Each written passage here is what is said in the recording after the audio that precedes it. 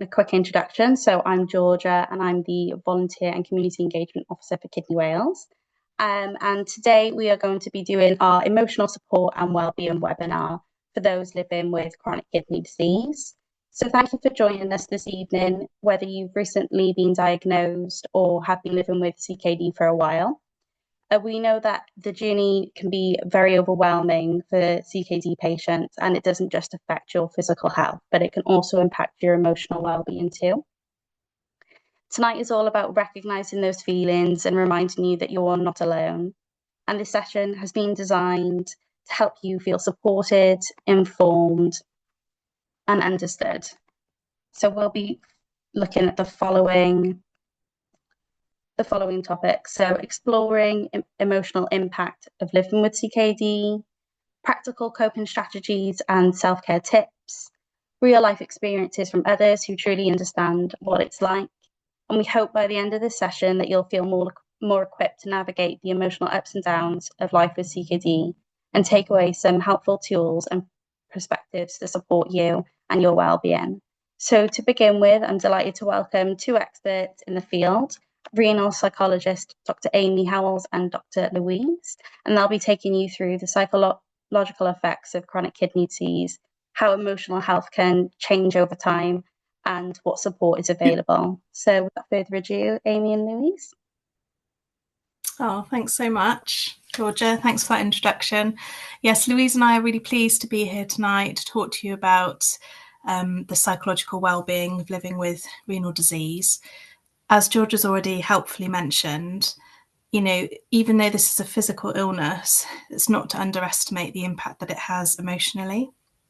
And that's obviously our business, is to support people through that process to better understand the impact that it has emotionally, as well as obviously the physical elements of that. So this slide is really just to highlight how, you know, across the world, 850 million people globally living with kidney failure, and 3,000 people in Wales alone are living with kidney failure. So what we know is that people's mental health and overall well-being is going to impact their treatment outcomes. Lots of research now is indicating that there's a correlation between those things. So we really wanted to just show a few slides that hopefully can help us to make sense a bit more of why that is and how we can continue to kind of look after ourselves in that respect. Okay. Next slide.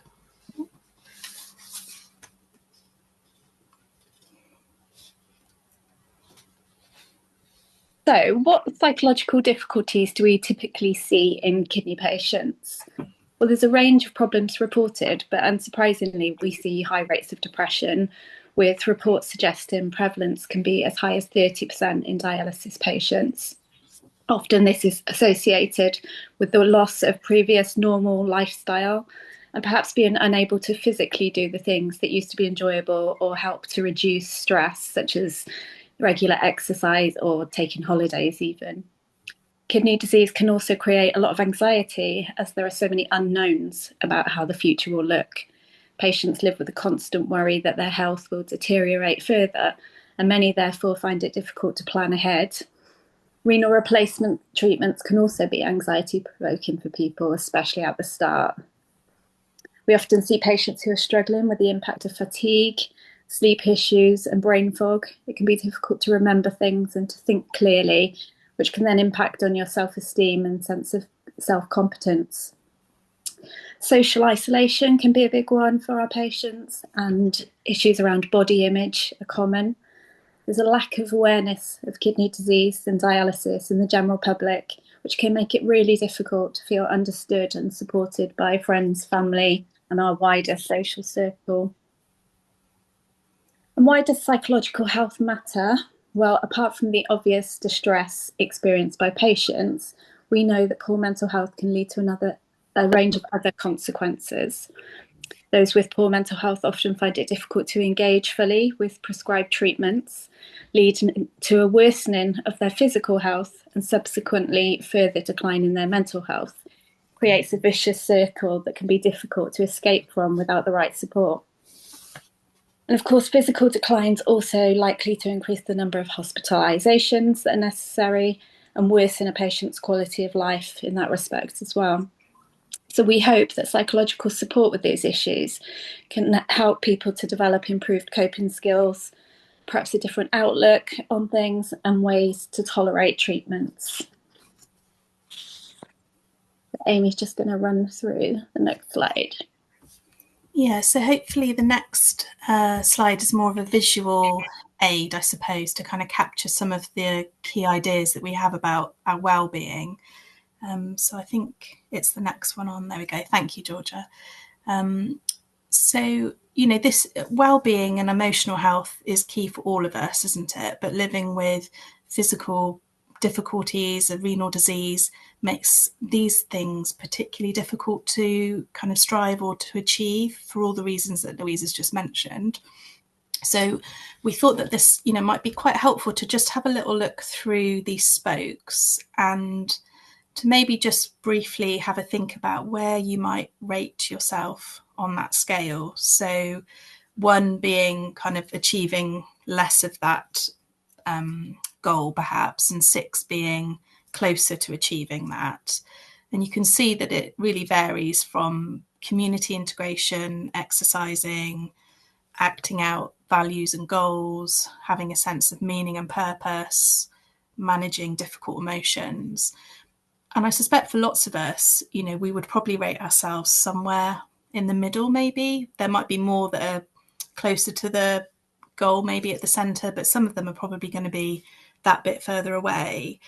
And living with renal disease, we know impacts all of these things. So having some sort of measure can be quite useful to have a bit of a gauge of like, well, where am I? Am I where I want to be, or am I a lot further away than I want to be?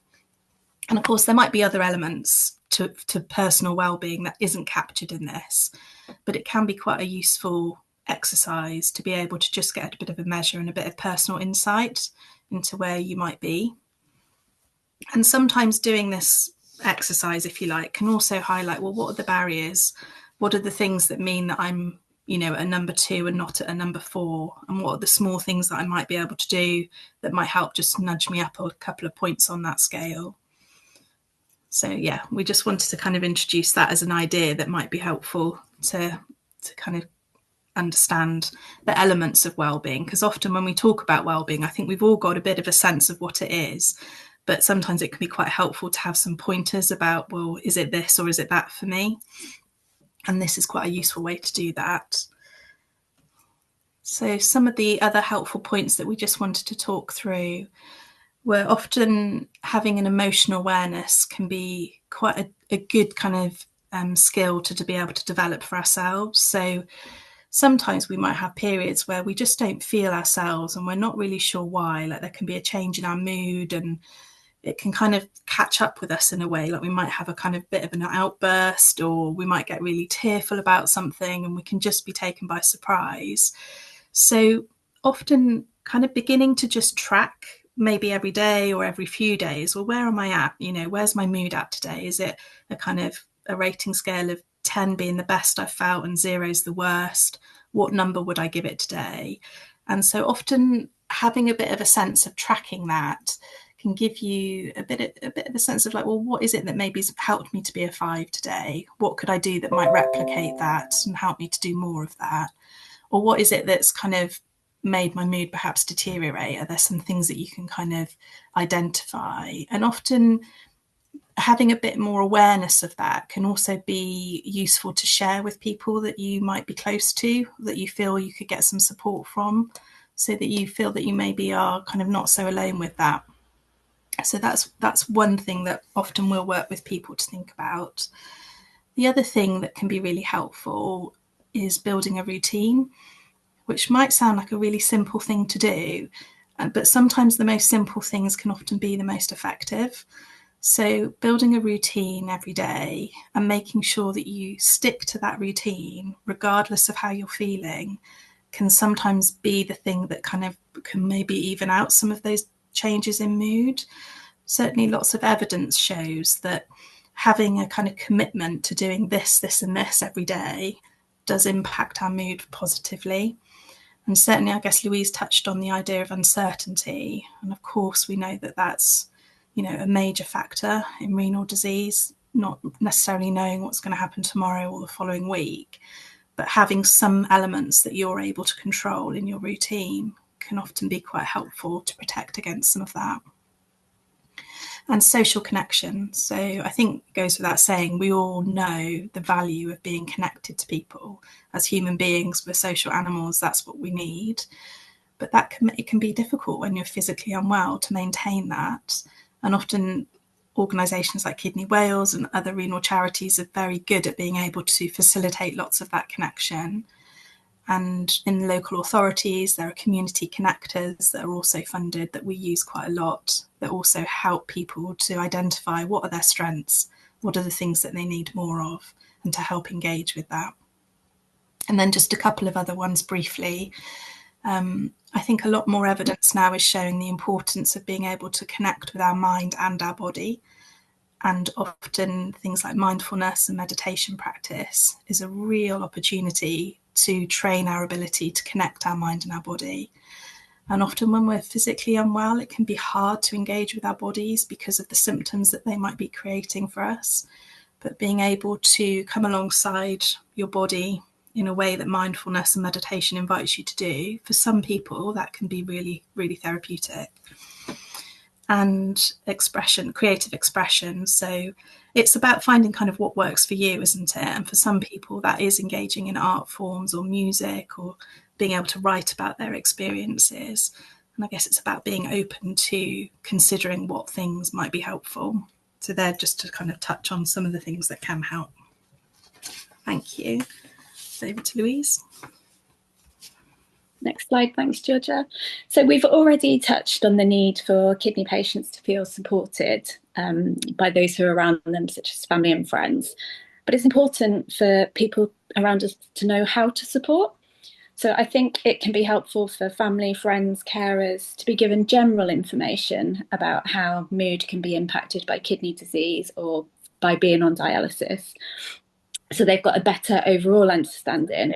But I think it's also helpful to have conversations about how to notice when you are struggling personally. What are the signs that you're feeling low, that you're irritable, that you're angry? And it's also important to think about what does and doesn't help you in those moments, what they can do to support you. I think as patients, we struggle with asking for support sometimes, but it is okay to clearly ask for what you need. So, for example, just saying to a partner something like, oh, dialysis really drains me, so it'd be really good if I could just have 20 minutes to myself when I get home just to chill, and then I'll be ready to chat and carry on the day. We also know that kidney disease can create a lot of treatment burden and decision making, and this can also impact on family and carers. So it's helpful to include them where possible in those discussions where there's likely to be some sort of change or choice to be made. I think it helps them feel part of things, but it also helps you feel not so alone to be able to discuss those things.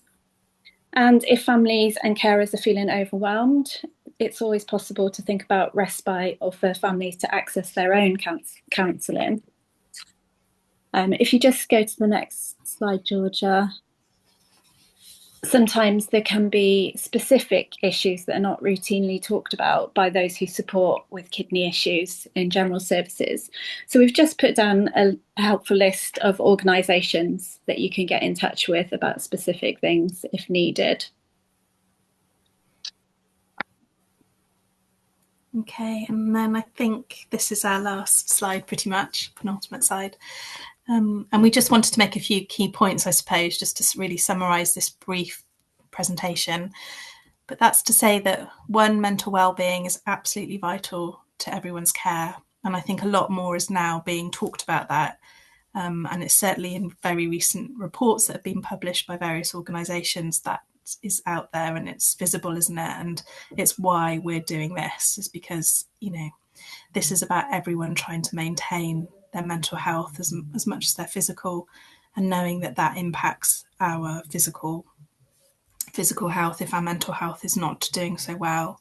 So we know that depression and anxiety are very common, but they're treatable. You know, they're things that you can get help with, and small things can improve quality of life every day. And hopefully that visual kind of aid highlights that, you know, these are some of the components that we can look at and try and work out what are the small steps that we can take that improve each of those things. And to reach out for support from professionals, family, social connections with peers. Obviously, Louise and I work in the renal clinical psychology service, so you can access our service via your renal care team. But there are so many other people that have brilliant skills to be able to help too. And I know that that's part of this presentation tonight, that we'll also hear from other people that are able to do more of that as well. Lovely, thank you so much. If anybody does have any questions for Amy and Louise, if you just raise your hand, then I can give you access to ask that question. Just give people a minute. No? Okay, in which case I'm going to pass you over to Barbara Chidgey, who is the CEO of Daring to Dream. Barbara? Thank you, Georgia. And thank you, Amy and Louise. That was really good listening to what you were saying. Louise, I've met recently. And Carla, who's after me, I have met a few times. Indeed, you'll even see Carla and Ross briefly on film, if we get the film clip to work, Georgia. So I'm taking a slightly different stance. I'm going to explain to you what Daring to Dream is about. Make it clear that we're not a mental health charity. We're all about emotional health and living well with illness and preventing mental illness. So this will be music to all our ears. And I think right up front, it's also helpful to explain, I have lupus. I have particularly aggressive lupus. You'll hear the opening bit in a minute. That led to the diagnosis. But as part of that, I have recovered from nephrotic disease and I have stable CKD. So I'm also a kidney patient as well. So I do get it, all right, from lots of different organs of the body. I get it. So I thought if I start off and just actually tell you how we started, and it all began in February 2016. I was really desperately ill, and I had my first ever cardiology appointment when I met Dr. Nav Masani, who a lot of people know as a very experienced cardiologist up at UHW, and he very gently explained I was in acute heart failure. So I was admitted literally within 2 to 3 hours onto a cardiology ward, and then really traumatic. Within an hour or so, I went into a spontaneous pulmonary edema. It was very traumatic. It was very, very frightening. I did come through all of this with really, and lots of the other things of great clinical care. But that was the acute crisis that set me off on the path towards founding Daring to Dream.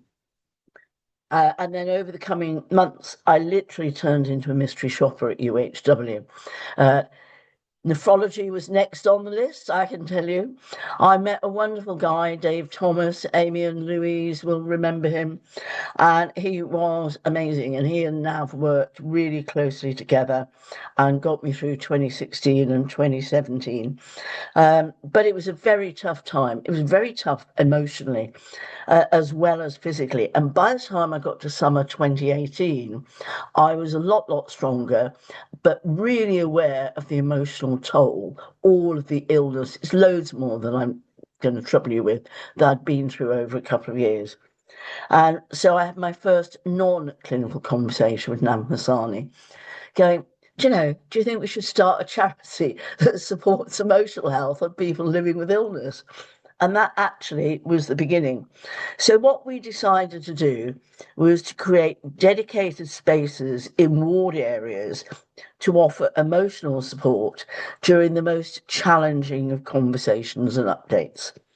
And our goal was to ensure that the patients, their families, and the staff who care for them actually had the privacy they deserved to really listen to and discuss and understand the clinical updates, as well as to offer each other emotional support and comfort.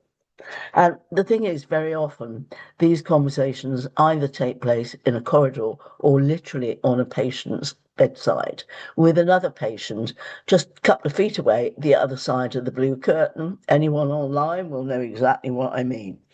So we set to, we raised a bit of money. We made over the first 2 rooms in cardiology. We even had an opening red ribbon event, and then it was COVID.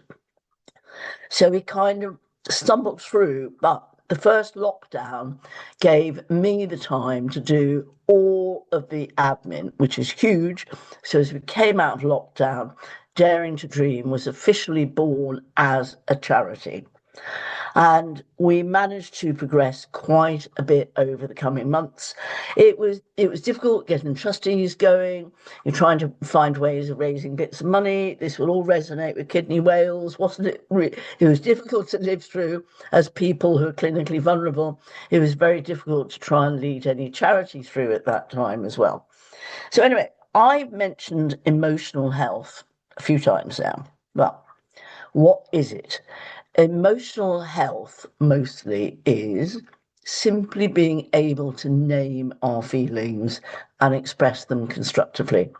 And one of the slides that Amy and Louise used talked about expressing feelings through the arts, journaling, talking. And that is what emotional health is.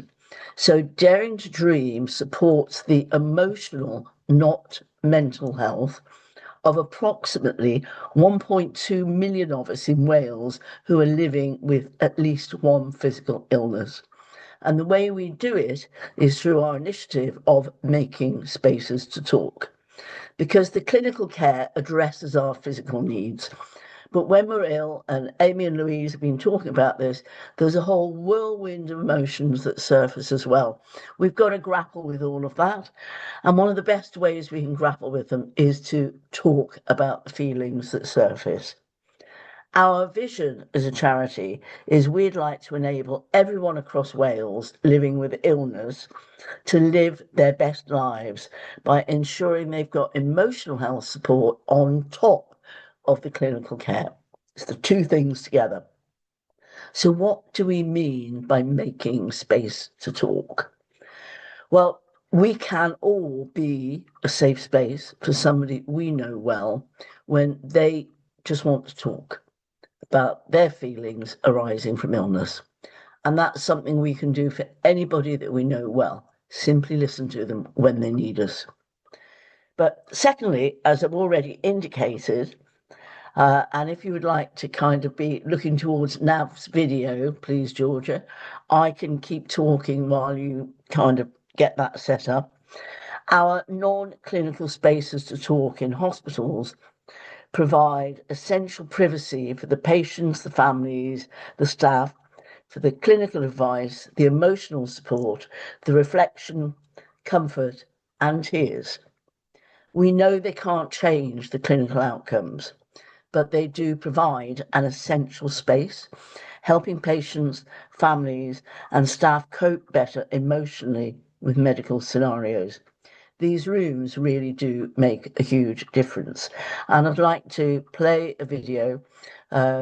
It's a clip from an event that we held in October when it was a briefing event when, based on research, we explained to a range of people in the Millennium Centre why Daring to Dream is doing what it is doing. So this is Nav Masani, our clinical lead, the gentleman I first met when I was in acute cardiac failure. The experience of an acute illness, which is how this started, might be over within a week, but the emotional impacts might, go on forever. The ongoing realization that patients that we knew well and looked after well, that the physical space that we were having really tough conversations about transplantation.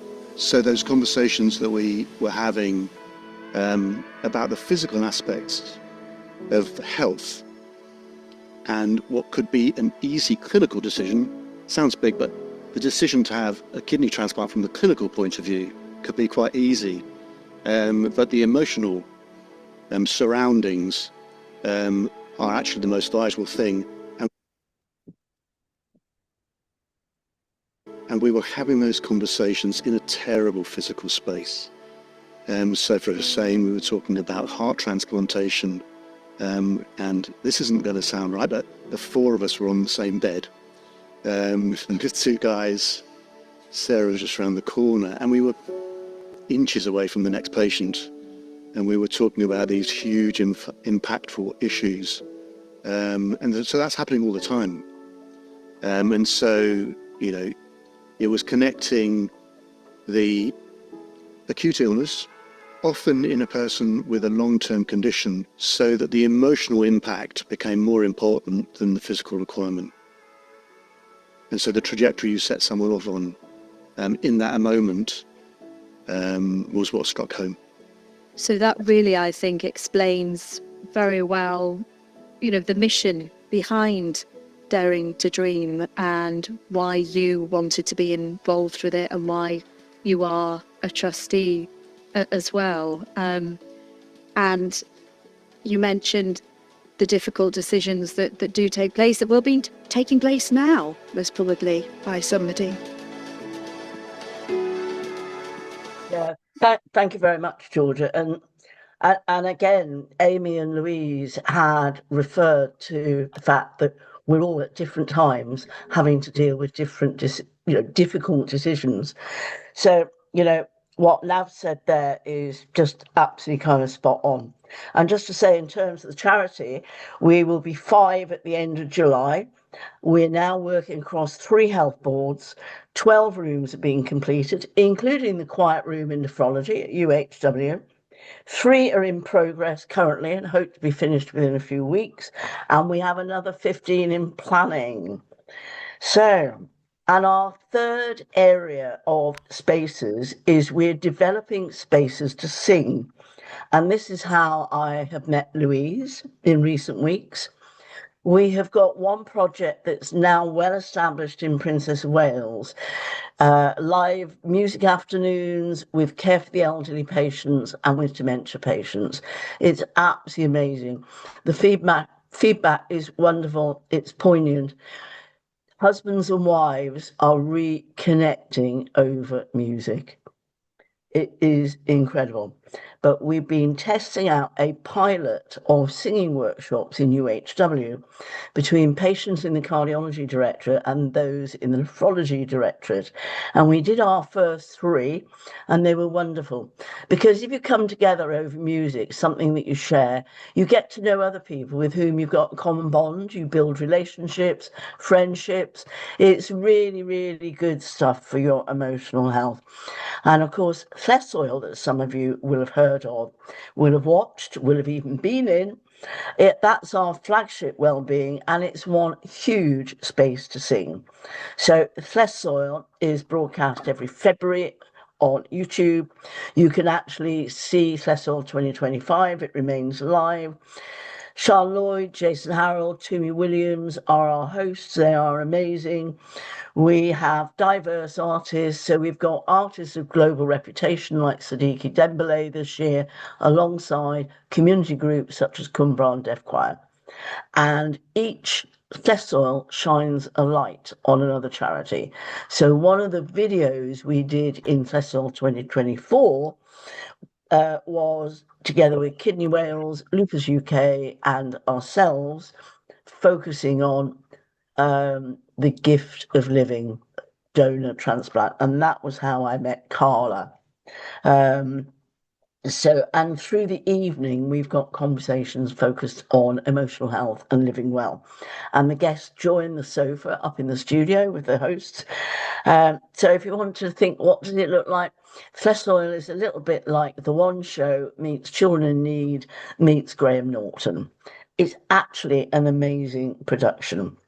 So just as I mentioned the spaces to sing, we're looking at the dates are still provisional, restarting in September. It will take place in UHW in the Sanctuary, beginning Friday the 12th of September for 5 Fridays, and hopefully Tuesday lunchtime in the Millennium Centre, supported by Choirs for Good Cardiff. So nobody's got to do it as a small group, no pressure, don't have to do it anyway if they don't want to.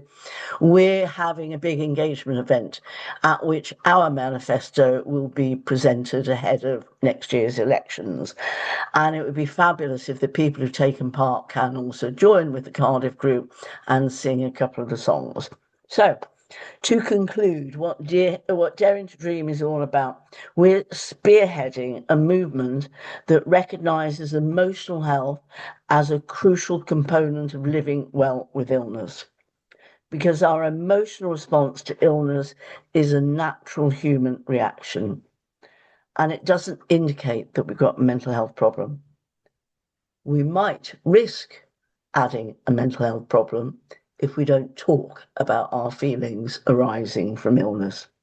So we are not a mental health charity. We are the emotional health one. And we created Festival deliberately to take that whole conversation forward, because it's a huge space to talk about emotional health and living well with illness.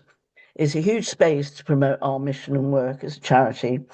And it's an enormous space to bring great music and conversations to the hundreds and hundreds of thousands of people across Wales who never can get to a live festival or gig because of illness, clinical vulnerability, or cost. And we, as a charity at Daring to Dream, we're growing our emotional health movement. We are promoting our Make Spaces to Talk initiative, one conversation at a time, one festival at a time, and one safe space to talk at a time. And if you'd like to join in the spaces to sing in the autumn, please do get in touch. Georgia will be able to provide the email address. And thank you, Georgia. Yes, thank you to everyone. You can find out more about our work by going to daringtodream.wales. Amazing. Thank you so much, Barbara. Did anybody have any questions for Barbara? Again, if you just raise your hand, we can give you access to ask away there.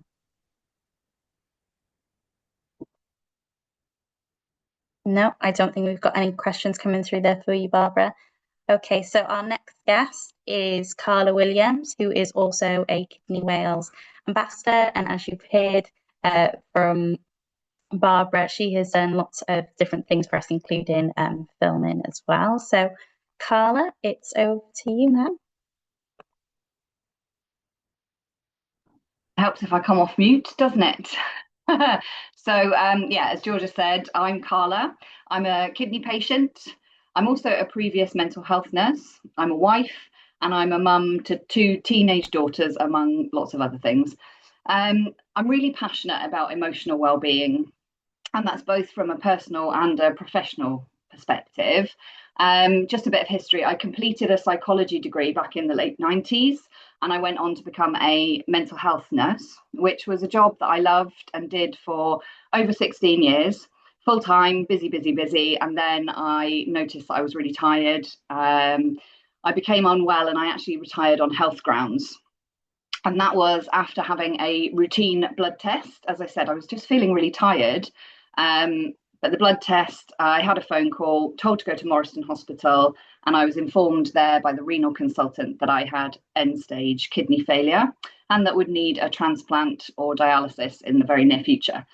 And as many of you on the call will know, that is a life-changing moment. And at the time, I had no idea just how much or what that journey would look like.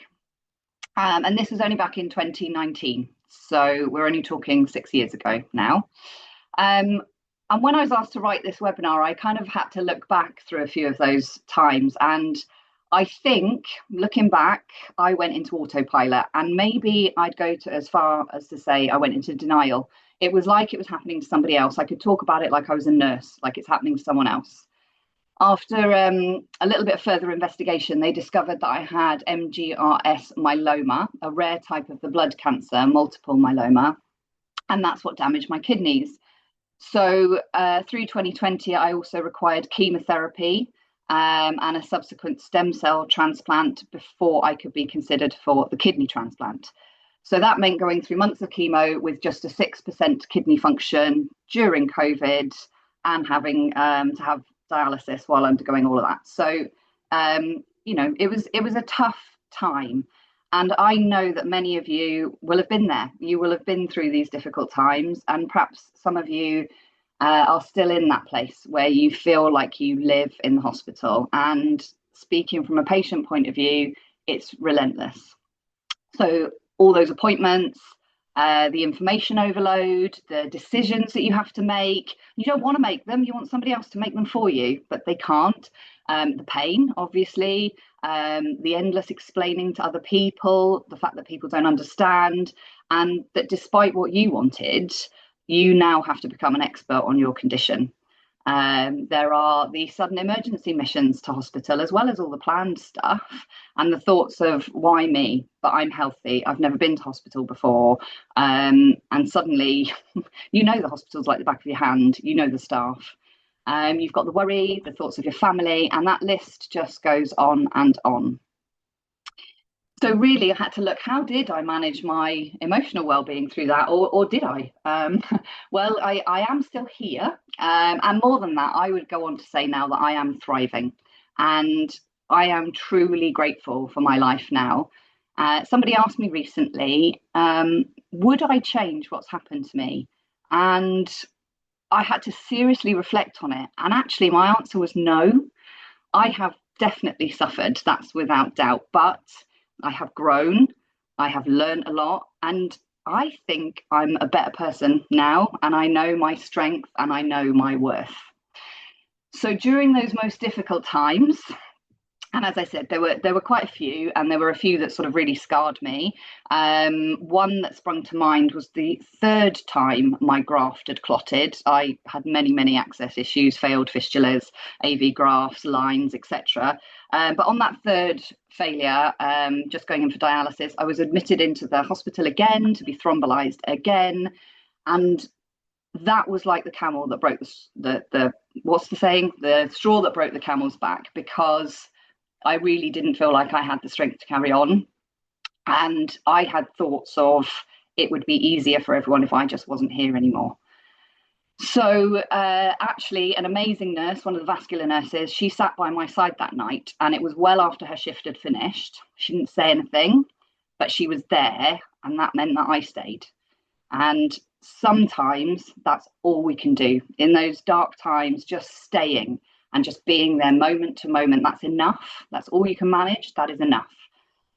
For me in that moment, that clot didn't disperse, and it meant I was no longer able to use the access. So I had to have another chest line fitted. And that again was something I really personally struggled with.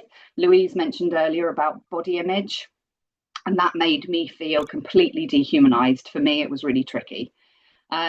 But I carried on just day by day. And in fact, my mantra then and still is un dydd ar y tro, one day at a time. And that's like a big sign on my bedroom wall, still there. And that's all you can do in the really hard times. But you don't stay there. Nobody stays in that place.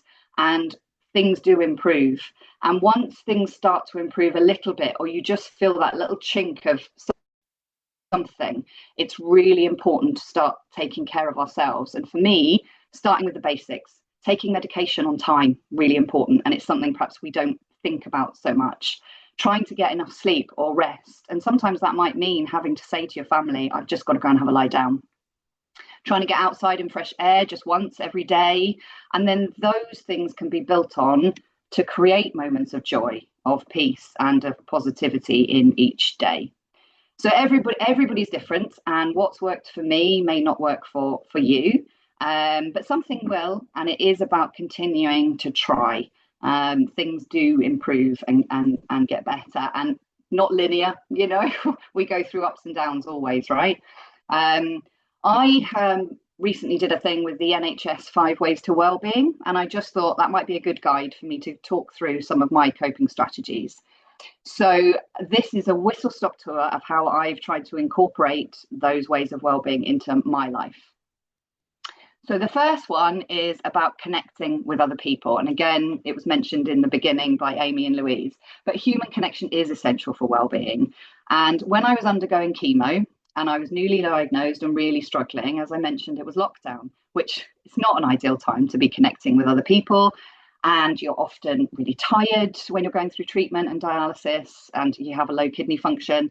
So even talking on the phone could be difficult sometimes, and obviously not being allowed to see people. So what I did in that time, I'm a bit of a crafter. I love art and craft. So for me, I actually spent time making cards for people that I love and care about, and then sending them out, which gave me a big boost, you know.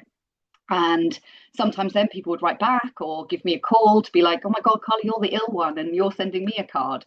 But it was a really wonderful way for me to connect with other people and keep those connections going. The second one there, getting active.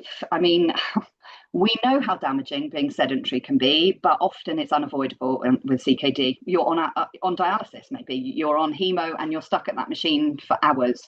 The medication and the fluid retention gives us swollen legs and ankles, and all those things hinder our ability to be active. But what it really means is just to try and move a little bit more than you did yesterday, perhaps. So after my stem cell transplant, I had to have physio just to help me walk again and get out of bed because I'd been that poorly. But I was determined, and we practiced some movement every day. And then I had a wonderful physio who actually helped me practice some simple yoga. And yoga's always been in my life and on and off. But gradually I was able to build on it and regain a bit of strength. And one thing that sticks in my mind is when you do yoga, it's called practice. You do a yoga practice. And that's kind of because we're always improving, right? So why not apply this to all aspects? Everything we do is a bit of practice. And every time we do it, we get that little bit better. And from that 2022 stem cell transplant, where I was really poorly and needed a physio to help me get up, I now walk a minimum of 12,000 steps every day. I do yoga at least 4 times a week, and I know I feel so much better for it. And in fact, after my kidney transplant, my function plateaued at about 50%, and it stayed like that for over a year. It was then that I decided to start practicing yoga every single day. And in the 3 months after I'd been doing it daily, my kidney function's gone up to 62%, and I didn't change anything else. So make of that what you will.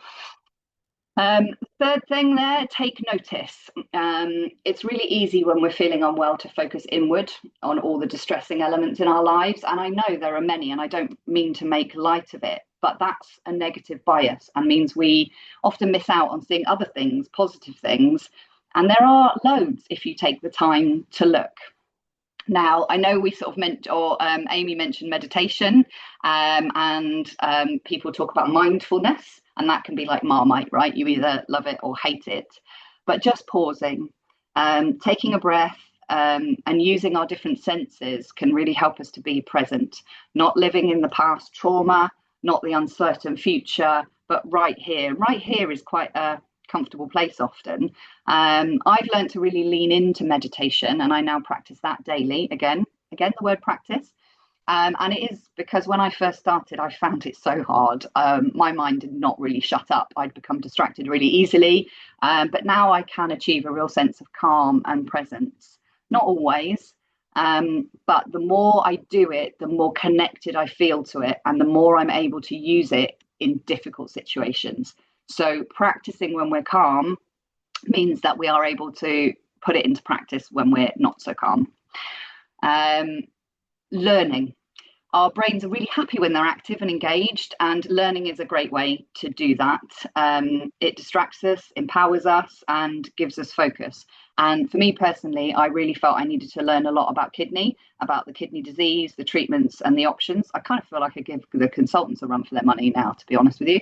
But it helped me understand my condition, and it helped me make informed choices. And that's really important to me.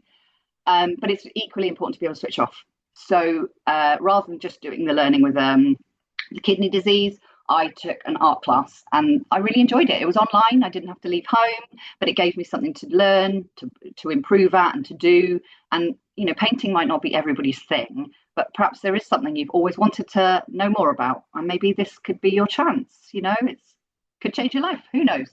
I mean, Barbara's story is kind of, you know, her becoming unwell and going to the doctor and all, you know, it's changed your life, Barbara, isn't it? So Who knows? And lastly, to give. I mean, us humans, we do actually like to give and to share. It does feel good if you think about, when you've given somebody a gift and you feel more excited for them to open it, like, come on, open it, because you're excited about it, and it feels really nice. So making a difference to other people. And as Georgia mentioned, I now volunteer with Kidney Wales. I have done for several years now. I also volunteer for 2 other charities, and I work for a charity. And I've gained so much from those experiences. I continue to volunteer despite my work. I wouldn't give it up because it gives me so much back. You don't have to do that much. It could be as simple as just a handwritten note to somebody that you love, to tell them. It could be preparing somebody a meal if you're able. It could be just a compliment to a stranger. Those things make you feel good. So I guess overall, my emotional wellbeing tips are breathing. It sounds really obvious. We all do it. But breathing exercises are incredible for kind of grounding us, reducing anxiety, and allowing our parasympathetic nervous system to take over and help our bodies counteract that fight or flight response. So it settles us and helps us feel restored. Simple breathing exercises are available all over the internet. And, if you find one that you feel comfortable with, if you practice it every day, and like I said, it's no good just using these things in a crisis and wondering why it doesn't work. It's practicing when calm, practicing it every day. It becomes second nature, and then it's really easy to use. But my final tip is gratitude. And we've heard the saying, not every day can be a good day, but there's good in every day. And it's about finding that good. I use what they call a gratitude journal. I've done it for years. Every day at the end of the day, I jot down 3 things that I feel grateful for. So it could be anything. My sister rang me today. A stranger held the door open for me today. The sun shone today. The clinic said I'm still in remission. Whoop. Whatever it is, big or small, it can change the way you think. Your brain actually starts searching out positive things in the day, and you'll suddenly start to think yourself, oh, I could put that in my journal later. So I just think that's a brilliant, simple, easy tool. And you can use it as a bit of a memory guide as well. Go back and be like, oh yeah, I forgot that happened. That was great, when you're feeling a bit low. So on that note, this will be going in my gratitude diary later, because I'm very grateful to be here. I'm grateful to have had the opportunity to talk to you all. And I'm really grateful to have listened to the other speakers today. And I'm grateful that you've all listened. I hope so anyway. So that's it. Thank you. Thank you so much, Carla, and thank you for being so transparent with your journey and being really vulnerable with us. I'm sure there is many people on this call who can relate to some part of your journey, and I'm sure all of our guest speakers here today have helped shape someone up there. So before we move on, does anybody have any questions that they would like to ask Carla? Again, if you would just like to raise your hand.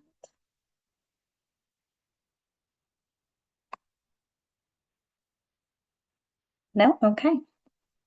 In which case, I'll pass you on to Kidney Wales' CEO, Ross Evans. There you go. Thanks, Georgia. I think before I take you through the support that Kidney Wales offers in this sphere, I just wanted to thank all the 4 speakers that have gone before me, really, because indirectly what each of them have done through their individual presentations is highlight how important it is for third sector organisations and NHS colleagues to work together collaboratively, but also have that really vital lived experience patient feedback involved in the process as well, which is becoming more and more apparent. But I just think it feeds really nicely into what I'm going to cover from a Kidney Wales perspective. So one thing we often get asked as an organisation is, are you a mental health based charity? And by that I mean, do you offer specific emotional support services such as counselling, formal counselling, or cognitive behaviour therapy services through Kidney Wales? And quite simply, the answer to that is no, we don't as an organisation. That's not something that we offer directly. However, there is a huge amount of support services out there in the community and through clinical provision via NHS services as well, which has been mentioned this evening already, that do offer a lot of support out there. One thing both Barbara and Carla have mentioned, though, is when you're living with your chronic condition, when you're living with kidney disease, when you're going about your daily routine, your daily life, supporting family members, holding down a job, getting the kids off to school, often you tend to neglect your own personal health and well-being sometimes in that emotional sphere. And it can be really difficult to access services. It can be really difficult to find them as well. So the greatest services in the world might be out there, but if you don't know where to turn or how to access them, they're not going to benefit you. So what we have at Kidney Wales is we have a role which is delivered by Corrine, who's our patient information and support manager. And the role that Corrine can have is really guiding and signposting individuals into those services, whether they be referrals back into professional health services, highlighting support groups that exist out in the community, showcasing support services that are online via a myriad of apps that are out there now as well, or accessing free to access helplines as well that also exist for the community. So there's a huge amount of support that we can offer in terms of accessing services that are in that sphere. One thing I was going to say, Georgia, but I don't think I can drop links into the chat bar that will I think I'll only go to the presenters, but we'll try and share these separately. As well as accessing support from our patient information and support manager, we also have a website page directly dedicated to emotional support, which has a huge amount of information on there. Again, signposted to other organisations with their contact details and how to access them as well.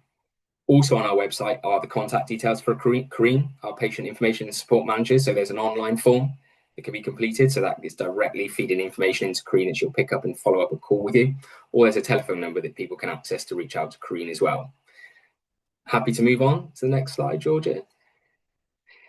So as I mentioned, there's a huge amount of resources out there that can be accessed. Some of them are professional counselling services that are delivered by other third sector organisations. And they are in the form of free to access counselling services. As you'll see up there, there's a logo for Kidney Care UK, a UK-wide kidney-based charity that offer free counselling services, which can be accessed via a free helpline or an email address as well. I've also included the logo for Popham Kidney Support, a Welsh-based charity who we work really closely with. Again, also offer support through counselling services, which are free to access and can be accessed via telephone or email as well. Next slide, Georgia. We've also had a number of the speakers this evening mention the importance of connection, social interaction, and how social isolation can have an impact on how you're feeling emotionally and mentally as well. So there's a lot of support services out there that aren't counselling services, but will connect you with lived experience and peer support services. I've linked to Popham Kidney Support there as well, because they have a really good peer support service, which brings people together in the form of cafe meets, individuals who are living with kidney disease, offering that peer support directly, that meet on a monthly basis as well. And again, it's free to access services that are out there in the community. Next slide, please, Georgia. And finally, I've just got a couple of points up there around online support. It's great when you can access a service in the general 9 to 5, but sometimes you need support outside of that remit. And there's a lot of services out there that are online now, which offer support in a wider time frame span as well. One of them I've put up there is Happus. Happus offer online wellbeing tools, some of which have been mentioned actually already in some forms this evening. They also offer a lot of information and articles out there that can be accessed 24/7 at a convenient time for you, as and when needed as well. Apologies if you can hear my dog in the background chatting away as well. Really, there's a huge amount of support out there, both professionally from charities and NHS colleagues. There's also a lot of community support out there, and there's support online that can be accessed 24/7. But the role that we can play as an organisation is through connections with our patient information support managers, signposting you into these services as and when, and helping you sort of wade through that information and find the support that you need in a timely manner. And that's all I wanted to cover. Georgia, sorry. That's amazing. Thank you so much, Ross. And just before I let you all go today, I appreciate that between all of our guests, you've given a lot of information over to you. So we have compiled a PDF document which is available on the Kidney Wales website, which includes all the links from Amy and Louise earlier today, and then from myself and Ross just now. So if anybody did want to go away and have a little read through that document at your leisure, we've compiled some frequently asked questions as well. Feel free to take a look. But thank you so much for joining us today. And I hope that you have been able to take at least one thing away, which I'm sure you have. And thank you to all our guests who have taken some time this evening to chat through with you and support everybody's emotional well-being on this call today. Thank you, everyone.